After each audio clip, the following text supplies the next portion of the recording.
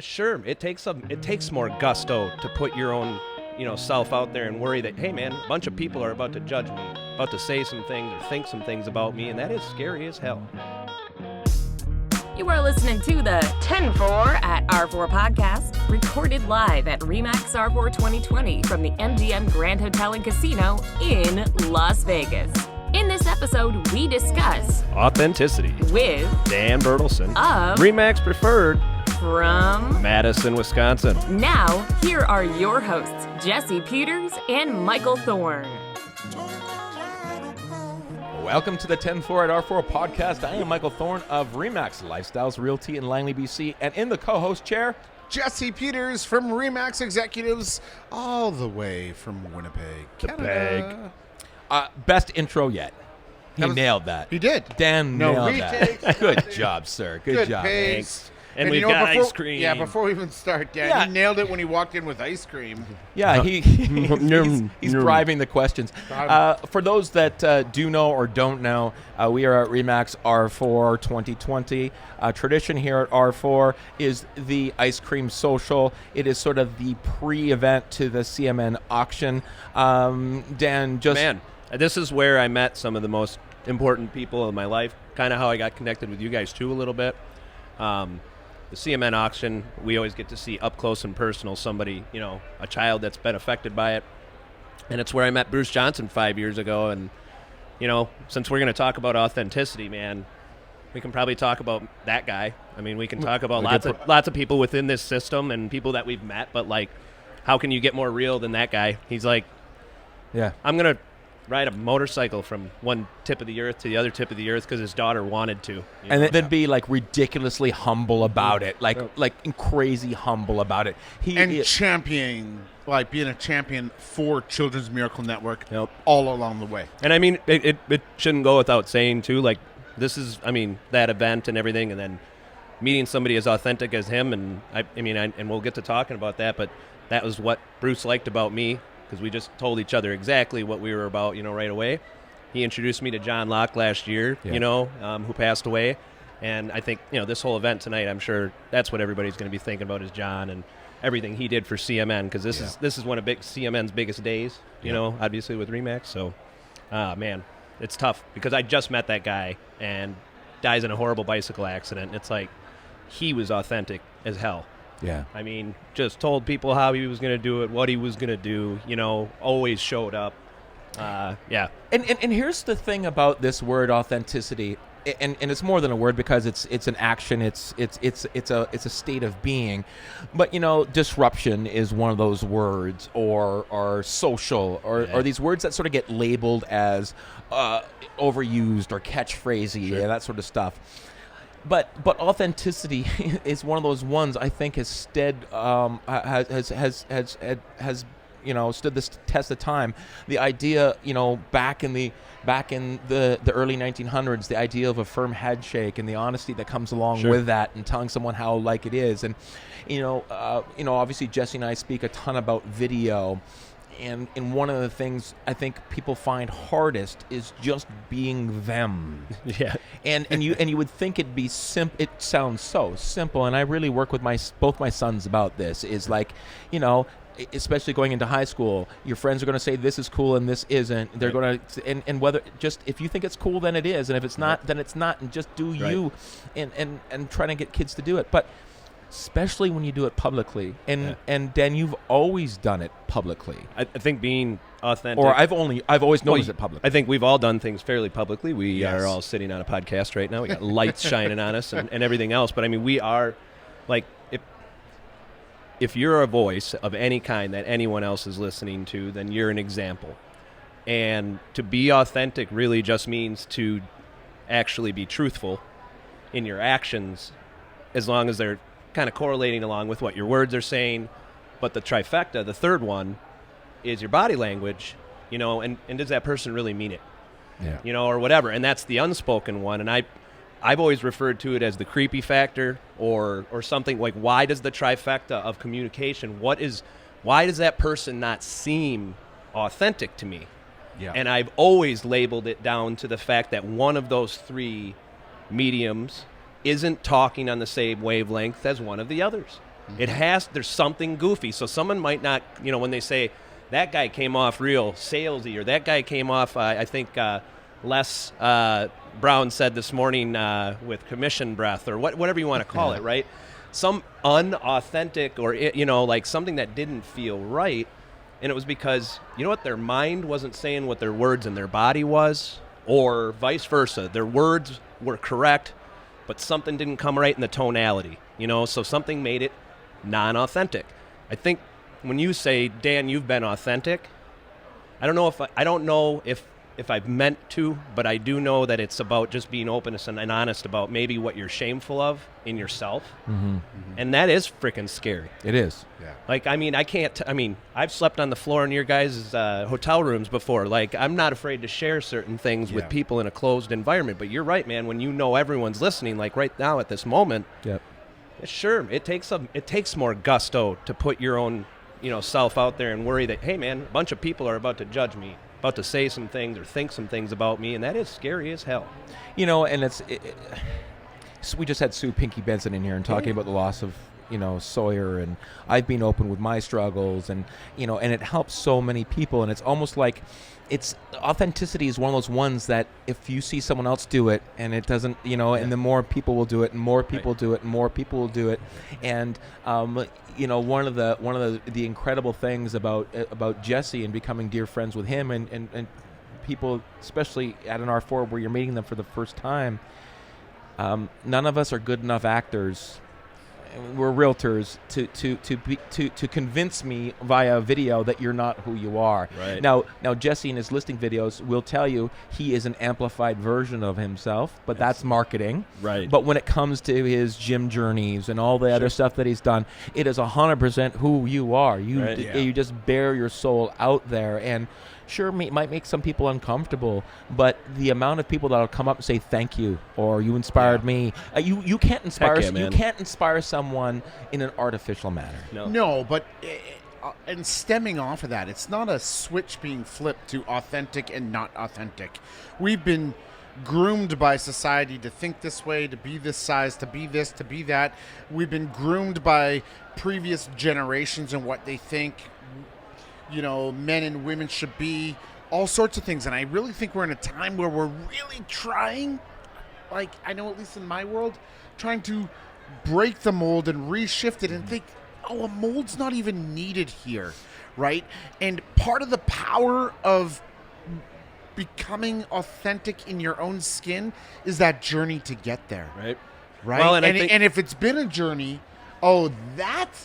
if you've walked a mile in those shoes or your shoes, that's where we begin to be like, that's truth. That's where it is. You know what I mean? Well, when you can imagine how much work somebody has put in at the gym but never done it yourself, and then you go do it. Or parenting, for instance. I saw people ahead of me being parents and how hard it was. Had no clue how hard it was until I was experiencing those things for myself. Yeah. And I'll be as authentic as I can be right here on this podcast. I've been trying to bring awareness, to the suicide rates and things for veterans since I became a veteran, and since I started having buddies end their lives and stuff. Like, that's been important to me. Yeah. Until this last year, when I was in another bad place with my own self and my own emotions, I didn't know what it was like to almost give up on the will to live, and now I do. Mm-hmm. And that happened this last year. Yeah. That didn't happen 16 years ago when I was in a combat zone or somewhere else. That didn't happen a long time ago. That happened this last year in my brain. Mm-hmm. And I'm in a much cooler spot now because I learned some, even some more things about myself, but most of the people in my life don't know that. Yeah. Some do now because they're going to listen to this or whatever, and it doesn't bother me. That is me being authentic. But I was still being authentic before I've been all the way there in that shoe. And so there is, and that's why I'm saying to your point, authenticity. You don't have to have experienced it in order to be authentic. So I'm not saying those people out there that are somewhat talking about some things that maybe they haven't fully experienced, because I cared a lot about suicide prevention for veterans. I cared a lot about some of those things, but I had never felt in my own skin like I didn't want to be here. And now that I've seen that place, I feel 10 times worse for those people that I want to help, that my battle buddies, other people that are out there, all these other people that feel that way, but not just people that were veterans. Now I just feel that generally bad about anybody who's felt that shitty in their life before. Yeah. Oops, sorry. Whoever's Very good. felt, that bad in their life anyway. Yeah. Like, holy God, I don't care where you are. And you know what? And I had a very, very interesting conversation with the organizers. What's his name over at CMN? Adam. He popped in here because we're going to be interviewing a Miracle Kid. And I said to him, Adam, why 5 Miracle Kids this year? And he said, because we wanted to show the spectrum. And one of the girls on the stage this morning, I cried when she talked about suicide and anxiety and depression. Now, knowing what you just shared, knowing that it's tattooed on my arm, I related to her. And I think that was the intention of CMN. Let's put 5 kids out there. Let's each tell their story. And one of them will resonate with you. That's right. And once that happens, your connection to what CMN does for these kids is routed through that connection with that one particular child that's battling that particular. If you've battled cancer, you relate to the young kid battling cancer. That's right. If you've got a breathing issue, you relate to Vinny. If it is mental health, you relate to her. And that's what's so incredible is you have to find a conduit for a connection and tie it right back to real estate. In that authenticity, you will find that that's the guy that I relate to. That's who I want to work with. Right. And I think that's really... Authenticity and trust are the same damn word, right? Or at least... Pretty much. I mean, they're very interchangeable. Absolutely. And it leads to relatability. Even like... For sure. Sharing vulnerabilities, doing everything there. I can understand that. Even if whoever's watching or who you connect with doesn't share that with you, they're like, he's just like me. Yep. Or he experiences this. Whether it's, mental health, suicide, or passions for hockey, or gym, or anything. all these things, right? We have that opportunity to share it through today's mediums. Right. Like no other before. And I know, I don't know if I shared this specifically with you guys or if you were at for Video Summit, remember last year, but I shared about my mom. Yep. And she's a Clash of Clans leader online. She doesn't see these people face to face, but she has very real connections with them. And that's what we are talking about. How do you genuinely connect? Mm-hmm. Well, people are judging those connections from the outside based on the platform that those connections are on or they're excited about. And not the experience of the connection. And they have no clue. No clue. And so I think we are looking at a time where there's a ton of people who don't truly understand that these people could have connections, through all these devices and everything else. And all they're seeing now is, God, look at how much damage is being done. Because let's face it, too, we can sit here and be as authentic as we want to be because that's who we have been, and that's who I think we've been, both publicly and not in public. We are that way. Think about what everybody sees every day of the people who aren't really in a good way. Yeah. And they do have to put the paint on their face and it's all sunshine and rainbows all the time and they're not truly honest. So we have the other side of it. But anywho. Now it's time for the R4 Rapid 4. Ooh. All right, Dan, before the podcast started, we asked you to roll the dice 4 times. You just said, all right, I'm going to roll the dice 4 times. In Jesse's... No questions. No Thank questions. you for your trust. The trust, authenticity, I love it. In Jesse's hands are 10 nonsensical, silly questions that we would like you to answer 4 of based on the roll of the dice. Number 8, Jesse. When are you traveling north of the border to visit Jesse and Michael? Funny you should ask, but I think our mutual friend John Cheplack is throwing a party up in Calgary, like in May or something like that. June, I believe. June. So Noted. I think it'll have to be June. Okay. Now that was 8B. Let me give you question 8A. Great. Ride your bike through Winnipeg. And Right cross on. over. If animals could talk, which would be the rudest? Which would be the rudest? My God, that's a good question. That's a really good question. I think the most rude would be a sloth, only not intentionally. Ooh. Just by how they're wired. Yeah, I think look you that want some reaction, and Just they just would stare respond. at you, and you'd be like, "Are you Come, that's what I'm thinking. Comes by it honestly. Yes. Number 2. Oh. Scent. C-E-N-T. And scent. S-E-N-T. In scent, S-C-E-N-T, is the S or the C silent? S. Damn it. We don't know. You guys are horrible. You were going to dun me no matter what. Probably. Yes. My son wrote that question. That's the best question ever. He's so proud of it. Hey, it made me think, and I know I'm wrong. Number 10. If a movie were made about your life, who would play you? Right now, this is 100% for my wife. Well, no, wait. If Matthew McConaughey, if for my wife, and for me, Paul Walker. Oh, Both good answers. Yeah. Both good answers. Number 1. what would you rather have? Noisy neighbors or nosy neighbors? Ooh.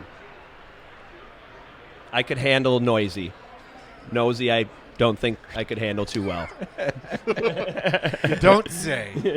That brings us to the end of this episode of the 10-4 at R4 podcast with our guest, Daniel Bertelson. Thanks for joining us. My co-host is the dynamic Jesse Peters, and I'm Michael Thorne. We'll see you in the next one. Over and out. That's this week's episode of the 10-4 at R4 podcast with your hosts Jesse Peters and Michael Thorne. Don't forget to join us next week for another episode. Thank you for watching.